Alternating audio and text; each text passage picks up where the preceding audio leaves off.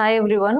இந்த வீடியோல நம்ம என்ன பார்க்க போறோம்னா, இப்ப குழந்தையின்மைனால பாதிக்கப்பட்ட ஒரு தம்பதியர் இருக்காங்க அப்படின்னா, அவங்க நெறைய பேஷண்ட்ஸ் வந்து ஒரு சில விஷயங்கள் அவங்க பண்றதுனாலயோ, இல்ல ஒரு சில விஷயங்கள் பண்ணாததுனாலயோ, அவங்களுக்கு பேபி நிக்கல அப்படின்னு நெறைய பேர் வராங்க. ஸோ அதுல ஒரு சில காமன் மூட நம்பிக்கைகள் ஆர் மித்ஸ்ன்னு சொல்லுவோம். அத பத்தி நம்ம இன்னைக்கு பேசலாம்.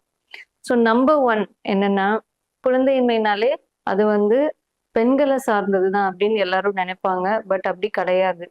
பெண்களுக்கு கர்ப்பப்பை, கருக்குழாய் அண்ட் கருமுட்டை எவ்வளோ முக்கியமோ, அதே மாரி ஆண்களுக்கும் அவங்களோட விந்து வந்து இஸ் ஈக்குவலி இம்பார்ட்டன்ட். ஏன்னா வந்து ஒரு பெண்லேருந்து அந்த முட்டை வருது அண்ட் ஆண்கள்லேருந்து அந்த ஸ்பெர்ம் வரும்.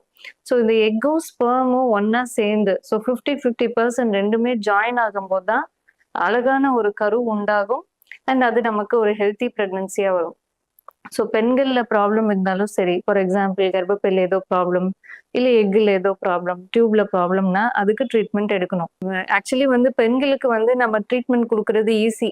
பட் அதே வந்து ஆண்களுக்கு இந்த ஸ்பெர்ம் கவுண்ட், குவாலிட்டி எல்லாம் ரொம்ப டேமேஜ்டா இருக்குன்னா, அத நம்ம ட்ரீட் பண்றது ஆக்சுவலி இட்ஸ் வெரி டிஃபிகல்ட்.